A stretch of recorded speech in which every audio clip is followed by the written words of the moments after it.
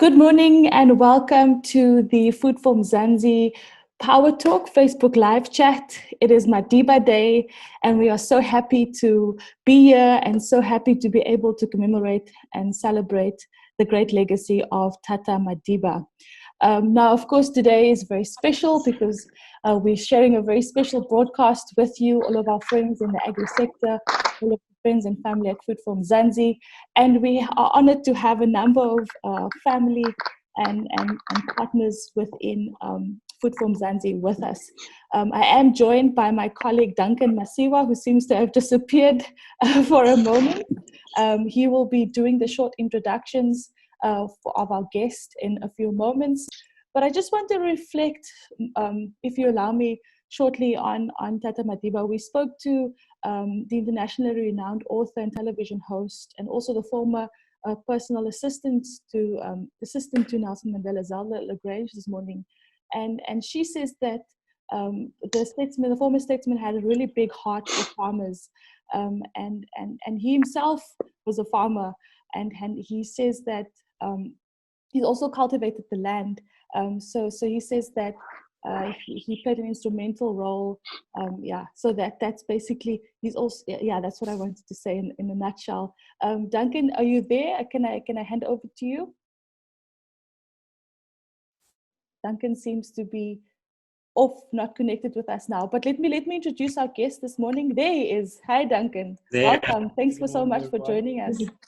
Thank you. I'm just trying to connect our other panelists joining us today.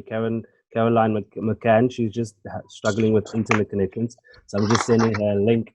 But welcome to everyone. Thank you for joining us on this beautiful day of celebrating Tata Nelson Mandela. He's, of course, for many people, he means different things, and everyone has a memory or a great story to tell or value that we like sharing with other people about Tata Nelson Mandela.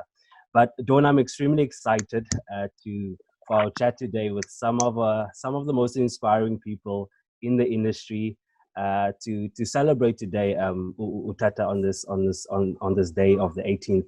And of course, our guests today are phenomenal people in the industry. And joining us here today is Koos Van Rensburg, who is the managing director of our trusted partner, VKB. And VKB is, of course, a diversified agribusiness with a vision to provide everything a farmer could possibly need. Don't I always say that to farmers when I engage with them? VKB is one of the industries or one of the it's literally a one-stop shop for everything that you need in the industry. So welcome to you, Koos. And then we're, of Thank you very much, Duncan. Pleasure. We're, of course, honored to have Reverend Earl Richards with us today as well. And he is the founder and director of an NGO called Step Up Foundation, which aims to empower and educate, and as well as create opportunities for youth and women and people with disabilities. So welcome to you as well, Reverend. Thank you very much, Duncan. Pleasure. And then we also have KENEILWE NAILANA, who I had the privilege of meeting at a NAFASA conference last year. And she's, of course, joining us today in her capacity as the Senior Manager of Agribusiness at Standard Bank.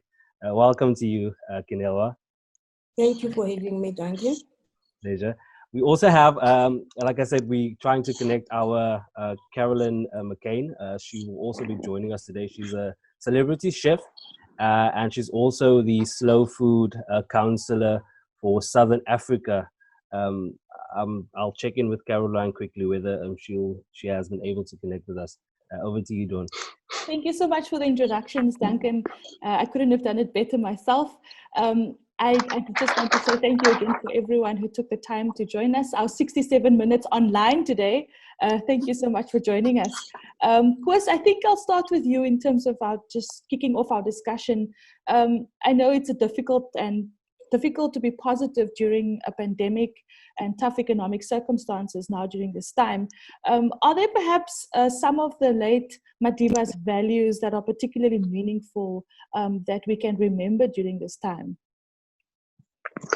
Yes, Dawn, I think Madiba was such a wonderful person. He left us with so many positive memories. I think his whole life was something that every citizen of the world could strive for. So there are so many positive attributes, but I'm only going to mention one, and that is that Madiba said, all over the world, everybody wants peace. And I think to have peace, the importance is you cannot have peace if there are people going about hunger and starving of hunger. So maybe we can combine those two and make that the focus point of the current pandemic. Yeah.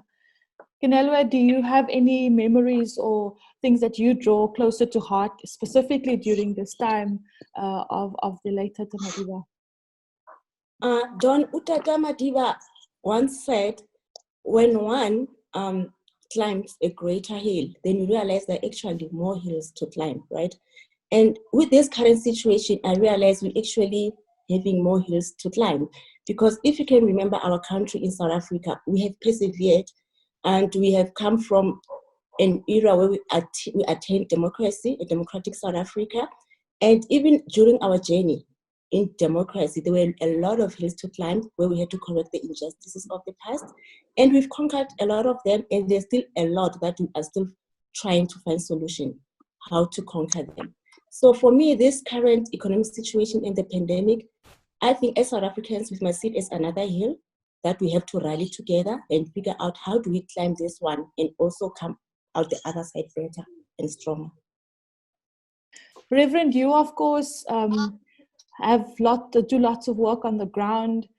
Your experience with the community of Springbok specifically, where you are working, your NGO, where your NGO is being run, what are some of the things that you can call or bring that's top of mind when you see the circumstances that people are living under, and bringing that closer to home when you tackle the issues that you're tackling within your community? So true what you said, Dawn. Working in the field of the non-profit organizations like Step Up Foundation, we sometimes have to become involved in the messiness of our people's lives. And one of those issues are, if we want to acknowledge or not, but it's real poverty, sometimes at grassroots, or most of the times at grassroots level. And I think that one of the slogans that struck to me as a step, or to us as Step Up Foundation, which is one of the quotes of Nelson Mandela, was the following: overcoming poverty is not the task of charity, but is an act of justice. Like slavery and apartheid, poverty is not natural. It is man-made, and it can be overcome and eradicated by the actions of human beings. Sometimes it falls on a generation to be great. You can be great, or we can be a great generation, and let greatness blossom. So those are the words of Nelson Mandela, and those are what we strive to eradicate. Poverty is one of the issues, and that's why we also say to ourselves we want to become involved in the messiness of our people's lives. And one of the sectors is food security. That's why we're going to talk later about what one of the projects is that we are involved in. Now, not many people know that Madiba understood and supported agriculture. Koos, how can we shape the agricultural sector to not only better the country, but also honor Madiba's legacy? Dawn, I think the primary goal of agriculture is to ensure that our country has food security. And with food security, if we've got that as our main goal, I think the second thing that we should focus on is mutual respect. I think we're all human beings. There might be small differences between us, but even if we have differences, we can still respect each other. And if there's one thing that I wish for our country is that we as citizens of this country, and not only in agriculture, but also in agriculture, have mutual respect for each other.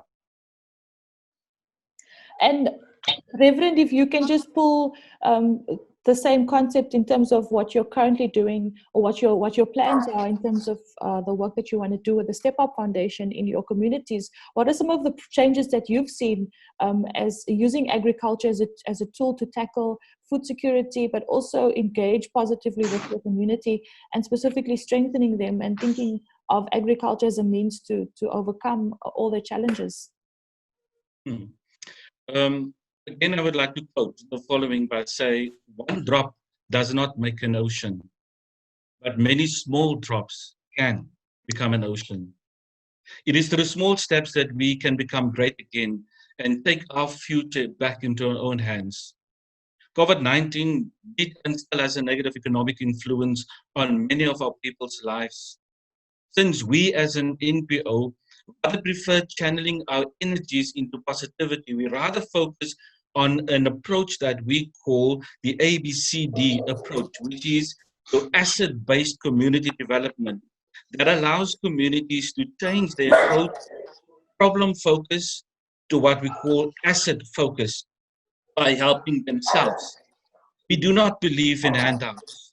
That's why we said to ourselves, we're not going to get involved in the food parcel program, but we'd rather say to ourselves, let's empower our people, let's equip our people, let's inform our people to become more self-reliant and provide for themselves. We do not believe in this because by handing out and giving out, it's causing what we call a dependency syndrome. Instead, we prefer, like I said, to empower our people. We set ourselves not to become part of this or the food parcel program, but instead let's start with food gardening projects. Let's provide home-based food gardening kits to our people to start small, just to provide food themselves. We know the realities that many people might have lost their jobs the past few weeks or past few months now since COVID-19 started. So how do we address that that shortage, or how do we address that economic problem that we're facing now? And one of them is a food gardening project, like we said. So home-based or home food gardening is one of the projects we wish to launch very soon. And that will also coincide with a local radio program that we use the same platform to empower more people and equip more people, and not only the target groups that we're targeting. It is also our intention, if things go well, that we might also assist maybe 4 young people that wish to study agriculture and also come back into our communities and say, but we want to give back, we want to do something in the marketplace, because we're sitting with vast bits of land around the area, and how do we really responsibly utilize this land? We know the reality of drought the past few years now, and thank God for the rain for the past 2 weeks now, 2 or 3 weeks. But as much as the drought has caused many challenges and problems, and people becoming despondent when it comes to the agriculture business, how do we also now utilize and empower alternative means for people to become more resilient, especially when it comes to our dry times? Also, as an ecotherapist, it is also important for me to foresee and become a watchdog in how do we really responsibly manage our land, as it is the only asset that we have that we can use for our future generations, but also to provide for us now. Faith without action means nothing. We believe in getting our hands dirty when it comes to the messiness of our people's lives, and to help develop them into good citizens and goodwill, as our father of a nation did, Nelson Mandela. Yes, definitely. I couldn't agree more. Duncan, do you have a further engagement? Yeah, KENEILWE, I want to engage with you.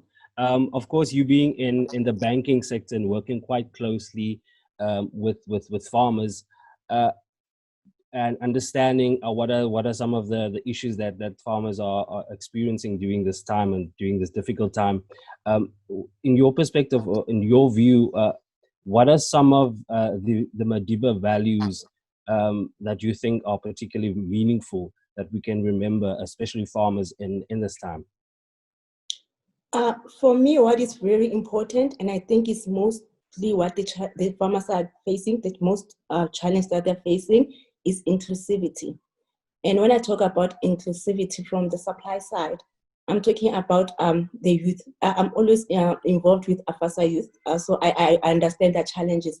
So we have to create opportunities for the youth, because right now we're sitting at more than 40% unemployment rate among the youth. Now the question is, what are we doing? How are we helping create opportunities for them to enter the agricultural industry? Are we decreasing the barriers of entry for them, or every time they come knocking on our doors, they find more obstacles than solutions, right? Are we changing our business models to actually say, we can't do business as usual, we have to accommodate them? And even when you look at women in agriculture, are we really considering that most of South African households are female-headed?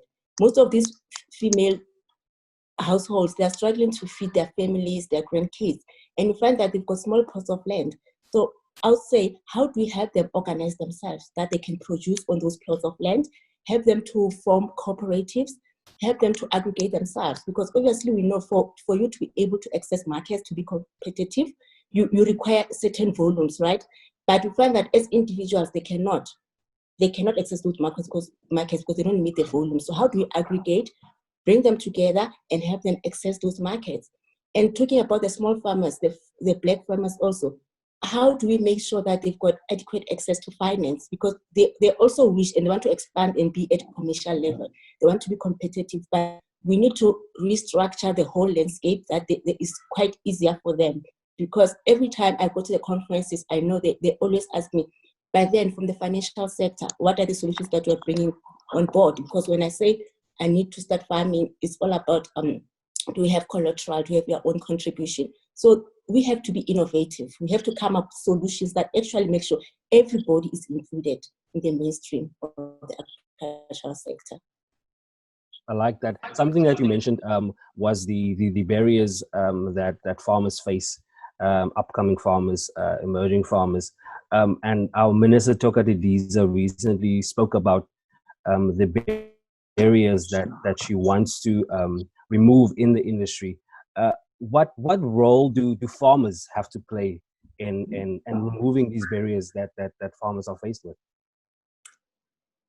I always tell the farmers that I engage with that actually they're always more powerful in numbers, right? They should group together, because we have a lot of producer organizations around the country. When you plant yourself in an organization like that, you get to get access to information, you get to easily get access to technical support, right?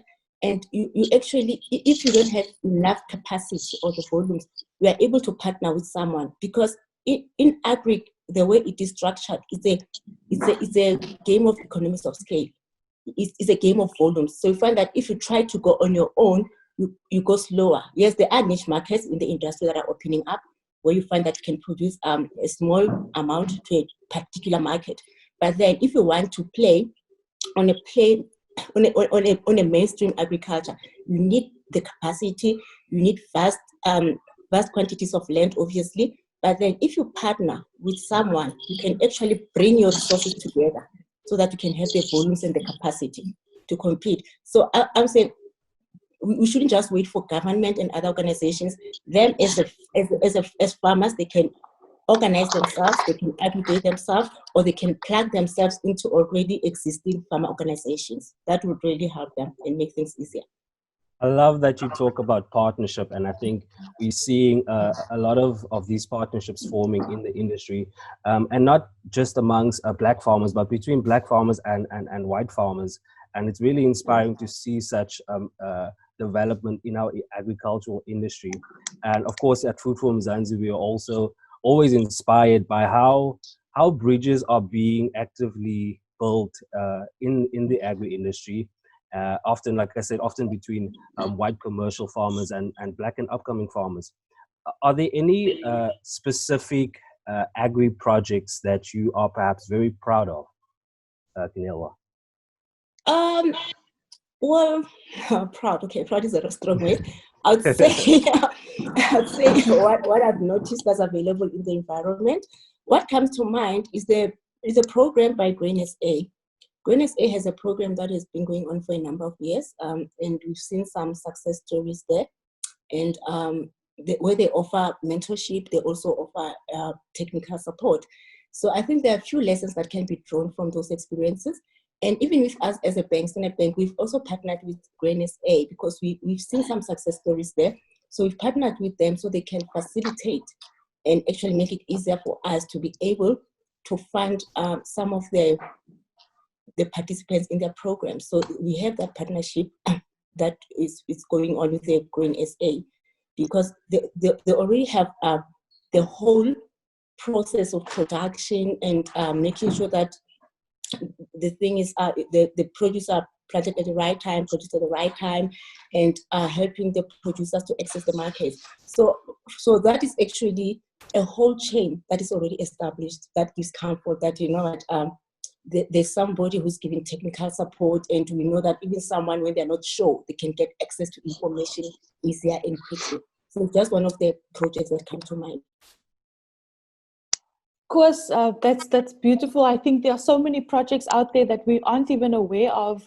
Koos, I think I remember visiting one of my first trips that I took with Food from Mzansi was a project that you're also running, asparagus project that VKB did with the Jobs Fund, and that definitely came to mind when KENEILWE started talking about the Grain SA project. Similar project creating hundreds of jobs in the Eastern Free State. So if you can maybe just tell us more about that project and any other projects that you can think of where people are really working together and it goes across barriers. There's no disconnect at all. People are just doing it, like they say, for the love of the land, and they want to see the country grow and move forward.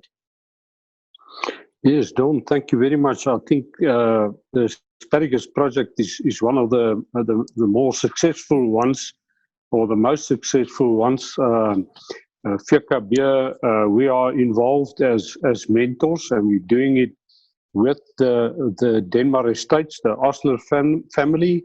They are also highly involved because they are the route to the market. It's the fresh market and the export market. And then, you know, we involve a lot of the black farmers because asparagus, you know, with a rather small part of land, you can actually provide work for a large number of people. So it's not only the black farmers that are involved here, and they get the opportunity to make some money on a crop that's more, you know, more profitable than the normal just grain crops. But they also provide work for the people in their community. So that's one of the flagships that we've got in our stable at this stage. But there's also a number of others, and the risk you're always running if you start mentioning or picking out some of them is that you might miss some of the other very important ones. But, you know, we've got people like Wessel Bibby in Frankfurt. I know Wessel Bibby bought a farm in partnership with these farm workers, and he's running that farm in a partnership with them, and he's making a huge contribution towards uplifting those farm workers of him, and also training them to become commercial farmers on their part. And then there's a number of others like Koenraad Fick and Ben Greiling in the Free State, and then you get Jaapie van der Goot and Iman de Pre up in the Limpopo, which is involved with potato farming and training the black farmers to, you know, to farm with potatoes and helping them to get access to the markets.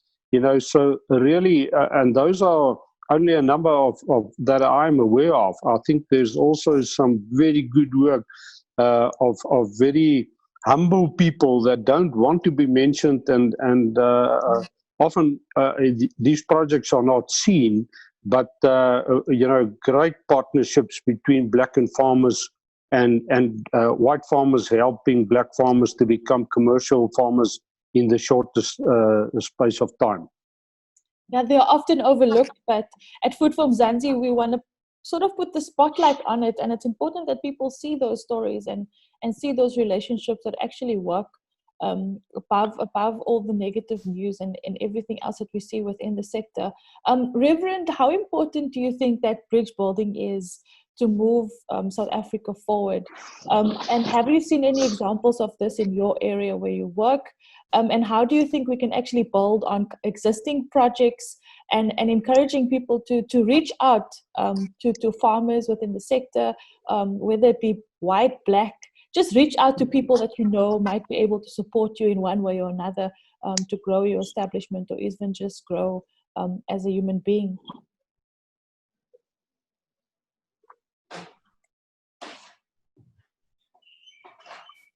Reverend, I think your mic is muted. Yeah, sorry, sorry, it's on. Sorry.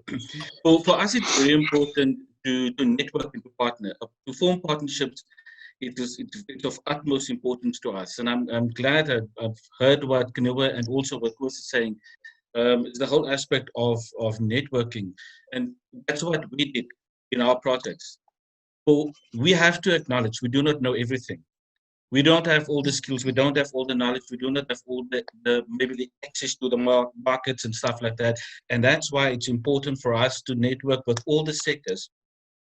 Glad we have this partnership with the local agri sector in the Makaland in Springbok and also as well as in the Northern Cape, because those are the guys that support us not only in agricultural kind of projects but also in different other projects. We had one of those projects called the blanket campaigns, where most of these bikers and car clubs come together, but also in collaboration with the agri sector, who also contributed to the winter programs that we also run in securing food as well as blankets and stuff like that. So partnerships, yes, we have to, because we cannot do it alone. And we can only do more and reach more people at the end of the day if we can work together in collaboration with each other. We know that we do not have the resources in terms of the financial capacities, but if we come together, and that's also one of my agendas, is to mobilize especially the non-profit sectors to coordinate and to network and to partner with each other. We have this tendency as non-profit sectors in South Africa nowadays to work in isolation. And I know it's all about survival, but we have to work together. We as Step Up Foundation, for example, do not work on any finances. We do not have grants or funds or anything. How we operate is through time bankers, is people who contribute their time, their skills, and their talents towards our courses. And it's different professional levels, from doctors to psychologists to agriculture to scientists to whoever. They're all part and parcel of our team at Step Up. And those are the people who contribute their time and talents and skills and gifts towards wherever the needs might be. So yes, it's very important. We can only do more, reach more, and achieve more together. Yeah, definitely. I couldn't agree with you more in terms of NGOs really forming partnerships and working towards one vision instead of trying to fight your own little battle in isolation. So I agree with you there, Reverend. Definitely lots of value in that, and starting conversations that you wouldn't have before is very important. KENEILWE, maybe I can move to you now. I know that Duncan spoke about Madiba, connecting to Madiba in different ways. When we started our conversation, do you have people in your own community or even in your life that resembles the values that Madiba stood for? People that you interact with or can think of? I can think of a number of farmers. Koos just mentioned them as well, who has really gone above and beyond, especially now during this pandemic. Where you just think, wow, this person has really inspired me? Don, our communities have been doing great work around helping each other, like all year round. I mean, I think of church members I know from Mokopane, where I come from, in they've been collecting food essentials. Like every month, they collect essentials to feed the elderly in the area, in their communities. And it's just seeing that Ubuntu, that every month somebody just thinks of another family that doesn't have food. It's amazing. It humbles you. And even during this pandemic, I've seen a lot of farmers, agri organizations, and friends and community members that actually collect and distribute food parcels. It was just so incredible to see that South Africans taking care of each other, where when you have food, you want to share with somebody you don't even know. Where you find that you went to your wardrobe and you've got extra clothes that you're not even wearing. Now it mattered most that, you know what, we're under lockdown. We've seen a lot of pregnant women were giving birth, but we're still under lockdown. People actually opened their hearts and shared those clothes. They shared blankets, they shared jerseys. It was just humbling. And for me, I think South Africa generally, we are a giving nation, and this pandemic even brought us more together. So for me, that makes me proud, because we see the Ubuntu spirit of Utata Madiba alive. Yes, definitely. I think one of my uncles, who also works here within the Wellington community where I'm from, he says if just one person helped one other person, so if I just reached out to my neighbor, and it's a lot closer to home than you think, you might think that, oh, okay, the person next to me is doing fine, but just talking to them and understanding what their situation is, you'd never know what's going on in people's lives until you ask.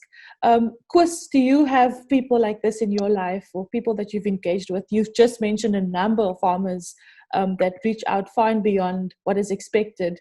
But if you could just give some examples of people that you know.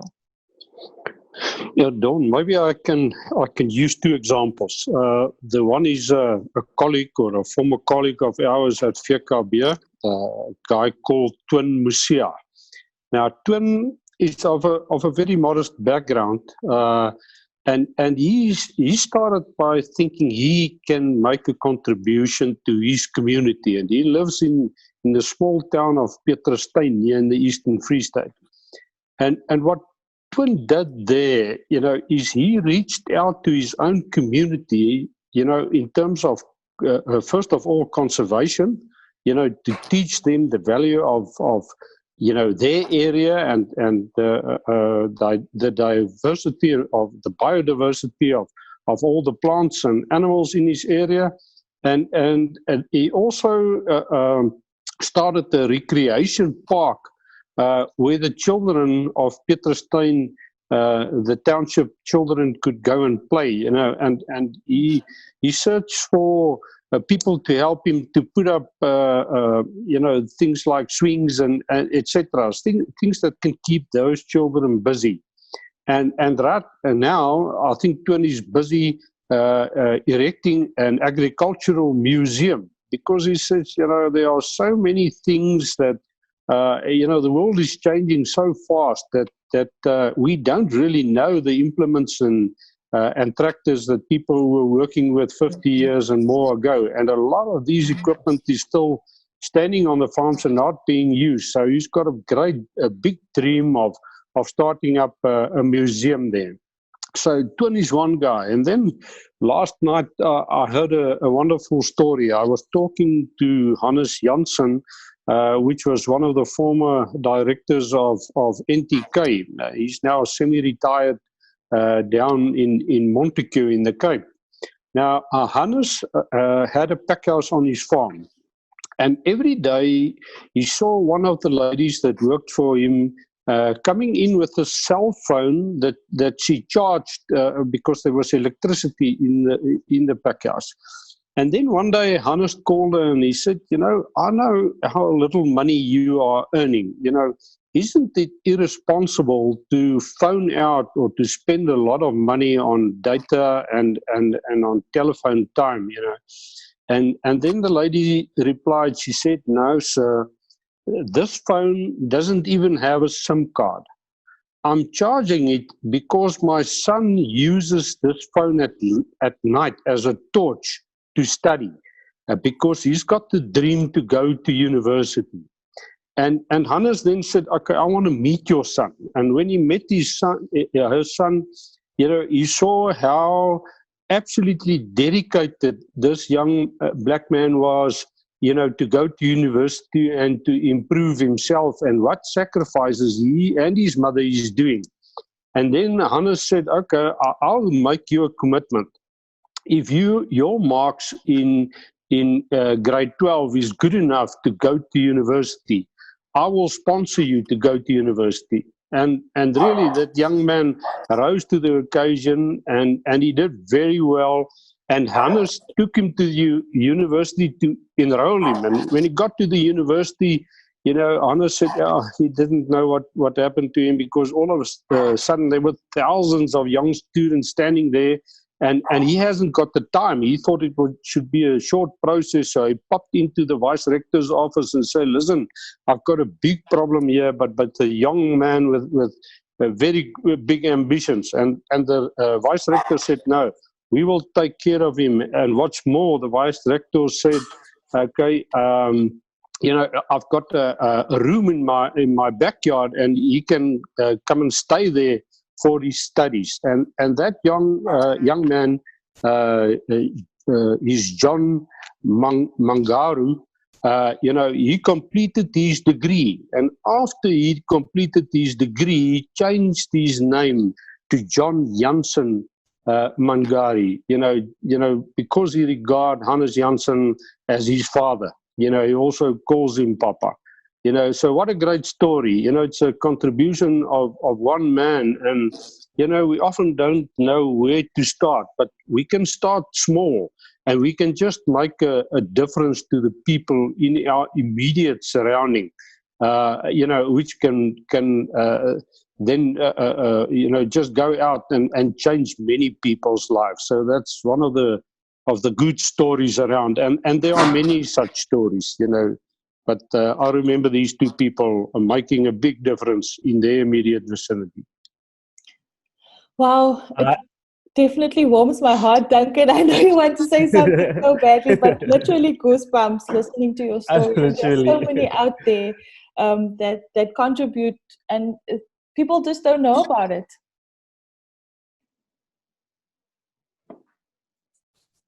Sorry, Don, are you talking to me? No, I was talking to Duncan. Duncan, are you still there? Yeah, okay. Yes. I'm still here. Yeah. No, I was just listening to this the beautiful story that Koos just shared with us about Hannes, who invested in one of his workers' children, and I think it's such a beautiful thing because and on Food from Mzansi, on Food from Mzansi, we have this thing where we call them the unsung heroes of agriculture, and when we say that, we are talking literally about the farm workers. And I think we as Food from Mzansi, we've stopped using, in fact, that the term farm workers because of the negative connotation that it has, but rather refer to them as agri workers. And I think what Hannes did, investing in one of his agri workers is in children through funding of education. I think it's a beautiful thing. And Koos, I'd like to ask you, what would your message be to farm owners and agribusinesses to follow that same lead, follow the lead of Hannes, and invest in, like you said, people in their immediate circles and surroundings? Yes, Duncan, I think most of the agricultural businesses are involved, you know, with helping people to go to universities with bursaries, etc. But not everybody can go to university. And if you cannot go to university, it's not the end of the world. I think we all providing, you know, training courses while you are working for us, and you know, in most instances, you are also able to even get a degree or a diploma while you are still working, if you are prepared to work hard and do it part-time. You know, so I think, you know, if you really are motivated to make something of yourself, you should just start by seizing the opportunities that are near and making your mark and letting people see your attitude is right. Because if your attitude is right, there's a lot of help there to get you beyond the situation that you currently are in.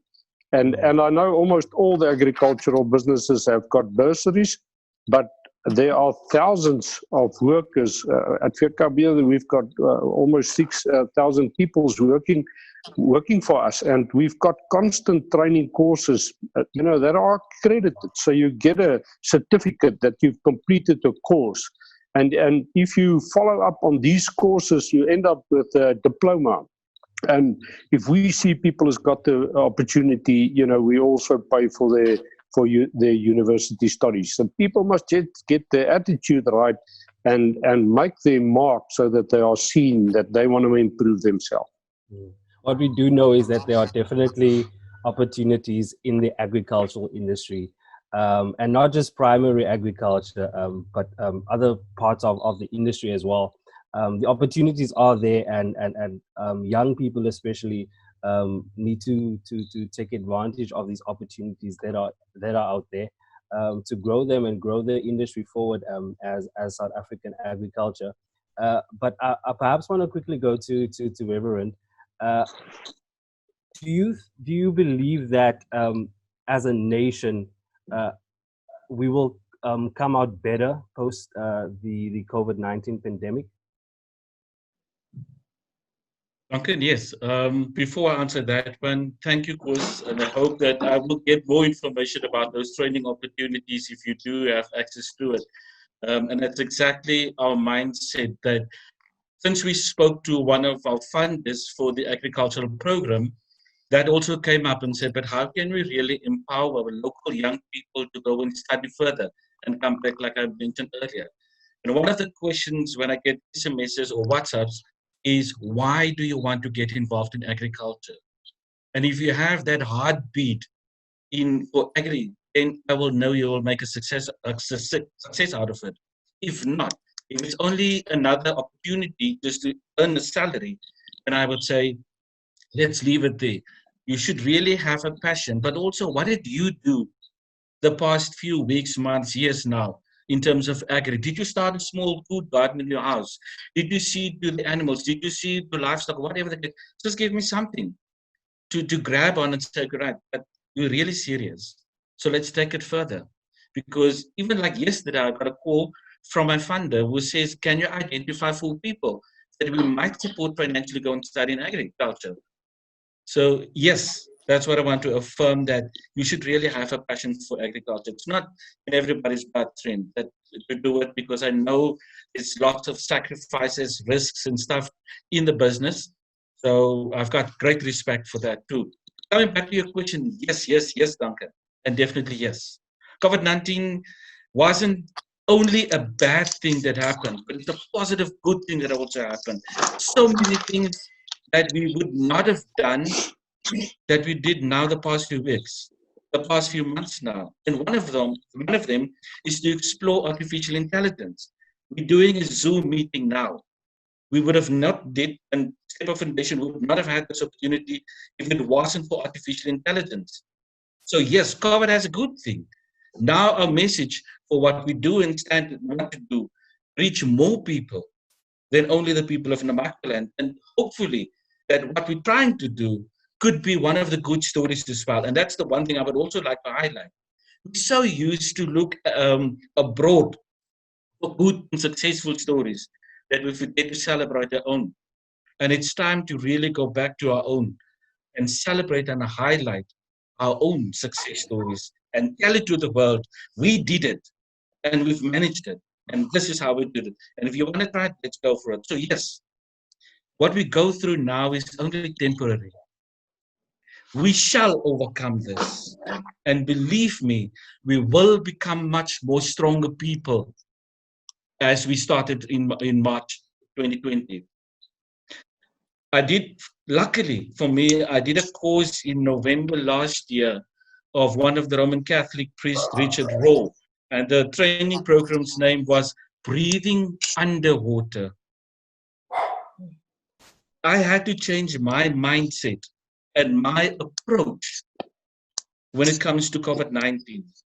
Instead of trying to fight it and trying to get out of it, how do I learn to breathe under COVID-19?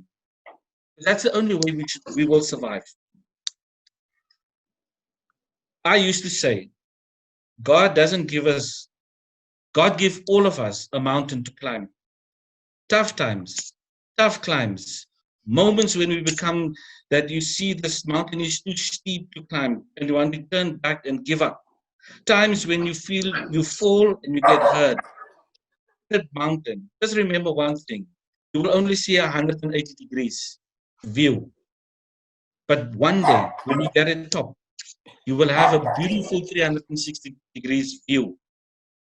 Let's climb this mountain.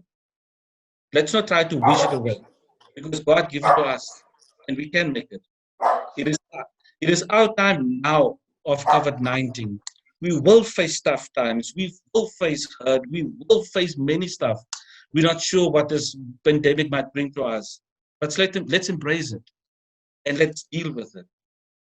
And let's work with it. That's the only way we should work. Don't give up. That's my message to people. Don't give up. I know that there's a lot of people who was affected so much, not only emotionally, mentally, psychologically, but also economically and financially. But don't give up. The one door is closed, but I believe there's more doors opening up. We just need to hang on and embrace our mountain. COVID-19 brings new opportunities, new visions, new perspectives, a new start, and a renewal of ourselves. I love that, Reverend. And I think I agree with you. The pandemic has definitely made us aware of opportunities that we perhaps didn't know of. It has given us an opportunity to go after our plans that we might have delayed in the past, to now sit back. Okay, I have time. There's time for me to do this now, and I can really put my attention and focus on a project that I might have delayed in the past. So there's definitely been opportunities that have come out of the pandemic. But I think it has also highlighted some of the flaws in different sectors, agricultural sector as well. So we're having these conversations now, seeing where we need to work on as an industry, where there's growth, where growth is needed. And perhaps, KENEILWE, I would like to come to you with the same question. How do you think as a nation, how do you think we'll come out of post COVID-19? Duncan, I have to agree with Reverend there. I think as much as the pandemic has its own negatives, there are also opportunities. It has forced us to actually relook how we do businesses, and how we also, we've changed the way we even educate our kids, how we relate to our families. And when I talk about the business side, we've seen business having to think on their feet. They had to adapt, because out of the blue it was announced that the country is going under lockdown, right? The way we do business, it had to change. And I take so much pride in how we've seen business become innovation, especially when you talk about small agribusinesses. We've seen many of them going onto Facebook. They've gone onto digital platforms to sell their stuff. So fortunately for agri sector, we are considered essential, so we're still able to function somewhat under the lockdown. So we've seen a lot of small farmers actually going online and say, these are the vegetables that I'm producing, and I can package them for you, wash them, and deliver them at your door at this fee. And it was contactless, EFT, you pay me, and I drop them at your door. And I've seen the same thing happening even on the poultry side, where the guys are saying, I'll make sure that I deliver so much chickens at your door. You just have to log onto my page, put your order, check out. I mean, that is quite fantastic, because now we are moving with the world to digitization, which is what we've always been saying. It's about time that we catch up with the whole movement and digitize most of the things. But from our sector especially, we're quite still lagging, enjoying how we used to do things. But it actually said, you know what, as much as we're going through a difficult time, we still have to feed our people. We still have to make sure that we make the food supply quite easy. We don't block the system, trying to do everything manually. So I think as a nation, we learned a lot of things to do. So I think we'll come out better on the other side. I believe that we will conquer this. Definitely we'll never be the same. We'll never do business the same. And what actually I've picked up, we've been used to having a rat race where we thought, oh my gosh, we are so busy. I don't have time for anything. We never actually sat and checked in our hearts what is important, but we were forced to actually take a moment. Time came to stand still, and we had to realize what is it that is important is human dignity. Make sure that the person that is next to you is dignified. Human life. we may have to make sure actually how is my health. We have never actually considered our health in a long time. It was about meeting targets, being stuck in traffic. But this pandemic forced us to say, what underlying conditions do I have that I have to take care so that I do not succumb to the disease? How do I boost my immune system? So I think we'll come out of this pandemic a better people, definitely, and we'll never do business the same. We've reorganized ourselves and we can only do better. I think the biggest thing is the innovation within the agribusiness that has really excited me over this time, KENEILWE. I couldn't agree with you more. And that self-love and taking care of yourself for a bit, you know, taking a step back from the rat race. That's definitely one thing that has stood out to me as well. Koos, if I can just move to you, we are nearing the end of our discussion today. But maybe I can just ask you to reflect around, you know, how do you see Food for Mzansi's role in shaping a new narrative about agriculture? You came on board literally as we were starting, and we're really honored to do what we do every day. In fact, according to our latest figures, we now reach about 1 million people per month. And we hope to increase that. How can we further the use of our voice to help build this community and this country? Yes, Dawn, thank you very much. First of all, I want to thank Foods for Mzansi for the wonderful work they are doing. You know, in agriculture, or what's happening in the papers and in the news, they're looking for something that, that create a storm. So normally good news doesn't really reach the broader public. And I think you at Foods for Mzansi is doing that great job of taking the good news out to the public. And as you said, you're currently reaching roughly 1 million people a month. But that means there's 49 million people out there that haven't been reached. And I think that's our big challenge, you know, to keep up with the great work you're doing and just to reach out to more people. And I think people are hungry for good news. You know, I think we're all getting fed up with just having to consume bad news and think that causes publicity. You know, so rather focus on the good news, take out these good news stories and keep up with the very good work you're doing. And thank you for the excellent job you're doing, Dawn. No, definitely. We continue to celebrate the unsung heroes, and that's our farmers and agri-workers, and even the people that's chatting to us today. You are also the unsung heroes of the agricultural industry. Reverend, if I could just step to you a moment, in terms of, you know, taking this message forward and continuing to do the work that you're currently doing to make agriculture as a sector a means for people to change their lives and for them to take responsibility about their own food security and to grow their own food, and just changing the narrative about agriculture and putting a new face to it. I'm sure there are many young people in Springbok that didn't think that for themselves as farmers, but maybe after they start growing their own food, their own vegetable gardens, they'll think of themselves as farmers and contribute towards the economy as well. Dawn, I have to start with myself. I didn't know that I would have become or loved to plant in my own garden. My father was one who was very passionate about planting, and my garden or our gardens was like in full of vegetables and fruits all over. It was the only garden in my community that was like in green. It's more like in a tropical household. You wouldn't say it was in a Makbaland where it's so much dry and heat and stuff like that. I said to myself as a kid, nah, man, that's not for me. But the old people rather spend their time on that. Now, since I started to reap from my own seeds, from the vegetables that I bought, and start to utilize the 2 little bottles of cool drink, plant in it, small seedlings, being excited like a kid every morning, waking up to go and see how it grows and how it started to grow. It's therapeutically, it does so much mentally for me. So it's not only feeding me, but it does so much more to my psychological and psychic well-being as well. So that is, one would never know unless you listen silent.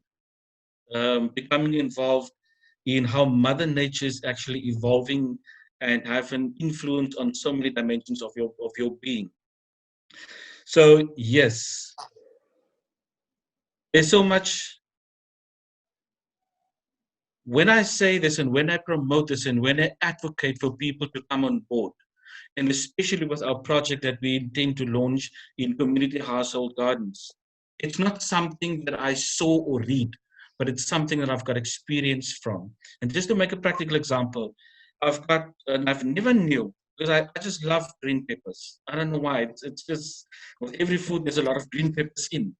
And I started to plant the seeds of these green peppers.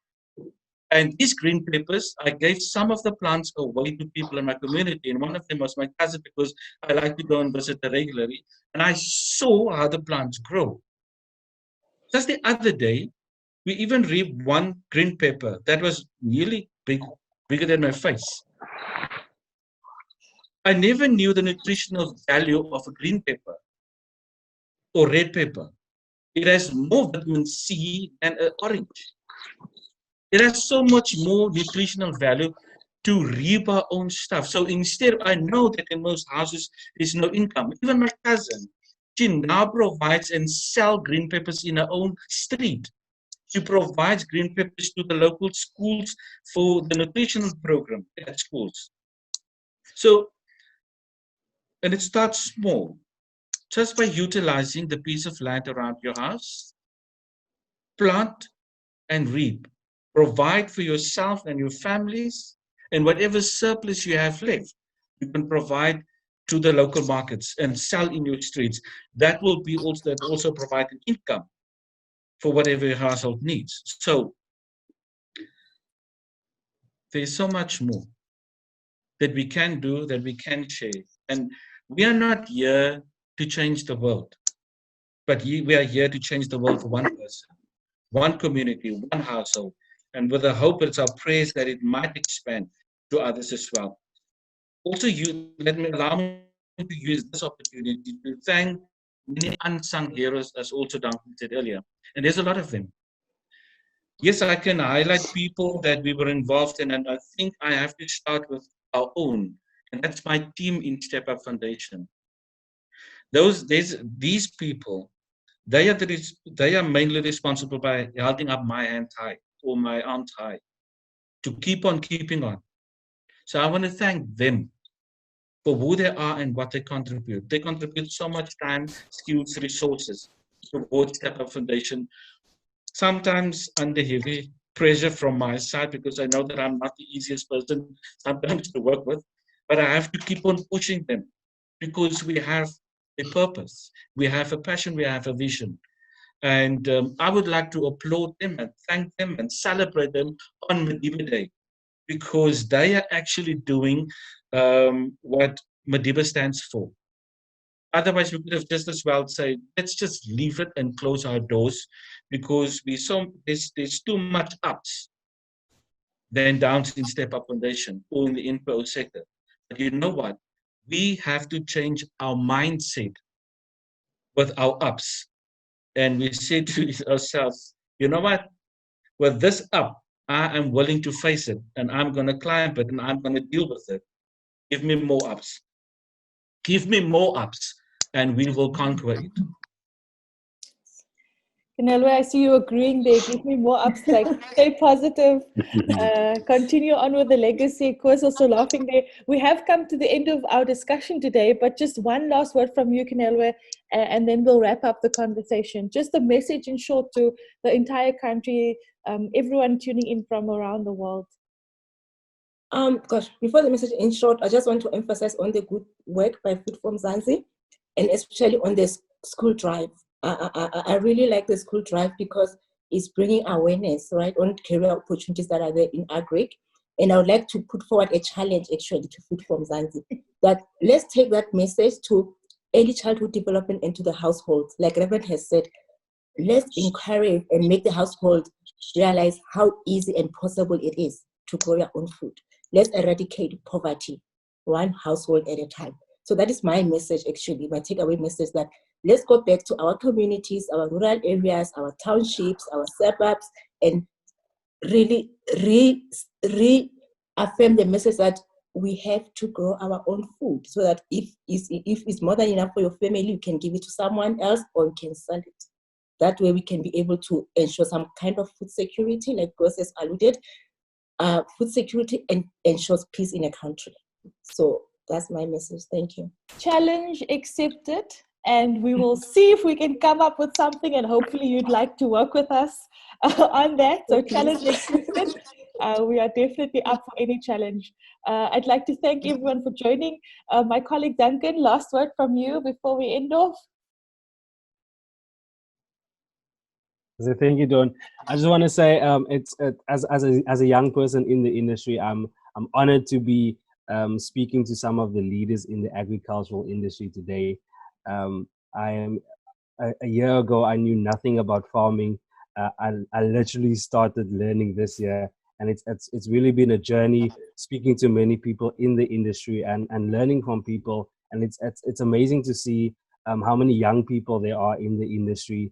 I've heard of 21-year-olds and 19-year-olds and 25-year-olds that are farming, and they are happy, and they are taking the industry to young people across the industry. So I just want to perhaps say, as on behalf of young people in the industry, thank you, KENEILWE, thank you, Koos, thank you, everyone, for the role that you are playing in agriculture and making sure that we have access to the opportunities that are out there.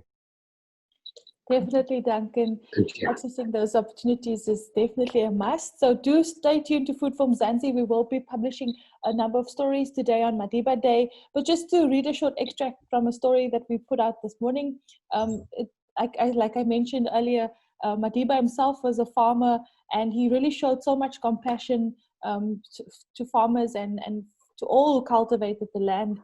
In his book, A Long Walk to Freedom, he also speaks about his love for farming. He says, I was no more than 5 when I became a herd boy, looking after sheep and calves in the field.